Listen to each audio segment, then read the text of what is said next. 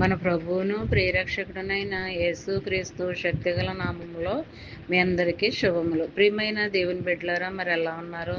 గతించిన నెలంతా కూడా ఆయన రెక్కల నీడలో క్షేమాన్ని ఇచ్చి, ఆరోగ్యాన్ని ఇచ్చి, ఆయుష్నిచ్చి మరొక నూతనమైన దినాన్ని చూడటానికి దేవుడు కృప చూపించాడండి. అందుకు ఆ దేవాది దేవునికి వందనాలు చెల్లించుకుంటున్నామండి.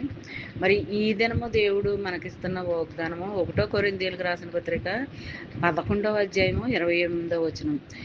ప్రతి మనుషుడు తన్ను తాను పరీక్షించుకునవలను, అలాగ చేసి ఆ రొట్టెను తిని ఆ పాత్రలోనిది తాగవలను. మనము ఈ ప్రకారం చేసినట్లయితే మరి మనము యోచించుకోవాలి, మనల్ని మనం పరిశీలన చేసుకోవాలి. మరి మనము అనుకుంటూ మరి ఈ పాత్రలోని మనం తాగాలి. మన ఆత్మ, మన శరీరము, మన మనసు, మన దేహం అంతా కూడా పవిత్రపరచుకుని మనము దీని దగ్గరికి వెళ్ళినట్లయితే మరి ఆ దేవాది దేవుడు మన పట్ల కృప చూపుతాడనమాట. మనము మన వెనక మన ముందు శత్రువులను పెట్టుకుని మనసంతా ఒక కపటమైన మనసుతోనూ కుళ్ళుతోనూ ఇలాగ నడుచుకుంటూ మరి ఆయన సన్నిధికి వెళ్ళి దీన్ని ఆశ్రయించినట్లయితే అది ఎప్పటికీ కూడా దేవుడు ఆ మనసుని అంగీకరించడనమాట అండి. అలాగ ఉండకుండా మనము పవిత్రమైన మనసుతో మరి మనము దీన్ని ఆచరించాలి, సేవించాలన్నమాట అండి. అలాగ నువ్వు చేసినట్లయితే దేవుడు నీ పక్షంగా ఉంటాడన్నాడు.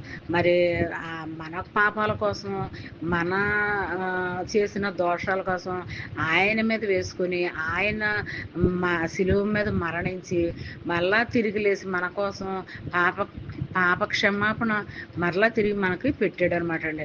మరి మన కోసమే కదా ఆయన చనిపోయాడు. మనము ఇలాంటి పనుల దగ్గరికి వెళ్లకుండా, పాపం అంటకుండా మరి ఇలాగా ఉండాలనే కదా ఆయన చేసి మరి ఆ శిలువ మన మీద మరణించాడు. ఇప్పుడు కూడా ఎవరు కూడా నరకానికి వెళ్ళకూడదనే కదా ఆయన ప్రయత్నము.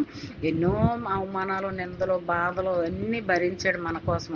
మరి మనము చిన్న చిన్న పనులు మానుకోలేమా? ఖచ్చితంగా మానుకోవాలి, మారు మనసు పొందాలి. మనము మొదటి స్థితిని మనం పొందుకొని ఉండాలి. అంతేగాని ఎప్పుడు కూడా ఎదుటి వ్యక్తిని దూషించకూడదు, ద్వేషించకూడదు. మరి ఈ దినమంతా మరి ఈ వాగ్దానం మనసులో పెట్టుకుని ధ్యానించుకుంటూ ఉన్నట్లయితే మరి ఆ దినమంతా నీకు రావాల్సిన దీవెన, ఆశీర్వాదాలు పొందుకుంటాం అనమాట అండి. ఈ చిన్న వాగ్దానం మైండ్లో పెట్టుకుని ధ్యానించుకుంటూ ఉండాలని కోరుకుంటూ, ఆమేన్. God bless you.